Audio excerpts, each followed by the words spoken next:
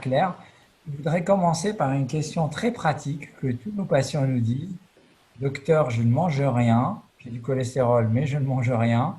Donc, quelle est la part finalement liée à l'alimentation par rapport à la part liée à la production du cholestérol et qu'est-ce qu'on attend, parce qu'on dit toujours qu'on va essayer le régime, quelle est statistiquement la proportion de baisse qu'on obtient en recommandant un régime hypocholestérolémien à un patient?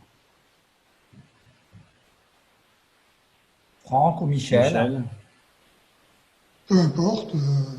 Alors, c'est très variable, bien sûr, hein. On aura des réponses au régime. J'aime pas beaucoup le mot de régime. J'aime mieux le terme mesure diététique. Très variable. Première remarque, c'est pas tellement d'abaisser la consommation de cholestérol qui est important.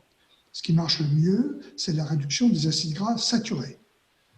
La réduction du cholestérol alimentaire n'est pas le plus efficace, c'est un élément des mesures diététiques, mais pas vraiment le plus capital. Qu'est-ce qu'on peut attendre avec une fourchette large? En moyenne, dans des essais, avec des mesures diététiques bien suivies, on peut aller parfois à 20 à 30% de baisse du LDL cholestérol. Mais il faut être honnête, dans la vraie pratique, dans la vraie vie, quand on gagne déjà 10 à 15% de baisse du LDL cholestérol, c'est que les mesures diététiques ne sont pas si mal suivies que ça. Mais c'est de la moyenne. On a parfois des réponses aux mesures diététiques qui sont nettement plus importantes pour certains patients que d'autres. Il y a une variation, par exemple, dans l'absorption intestinale de cholestérol, et on a des hyper-répondeurs aux mesures diététiques. Et peut-être d'ailleurs que la patiente de Franck, qui a très bien réagi au traitement médicamenteux, a eu une participation aussi des mesures diététiques qu'il n'a sûrement pas manqué de lui prescrire au moment de son syndrome coronaire aigu. Je vais Oui. profiter, Michel, pour te poser encore une question. C'est que tu as parlé finalement du cholestérol non HDL dans sa globalité. Est-ce qu'on peut imaginer des objectifs pour ce cholestérol non HDL?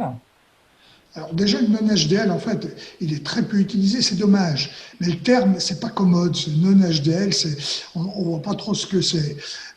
Mais il y a des objectifs. Alors déjà, si les triglycérides sont normaux, c'est le cas de la patiente de Franck, si elle est à l'objectif LDL, elle est automatiquement à l'objectif non-HDL. Donc c'est intéressant de regarder l'objectif non-HDL que quand les triglycérides sont élevés. Et l'objectif, il est 0,30 grammes par litre plus haut que l'objectif LDL cholestérol.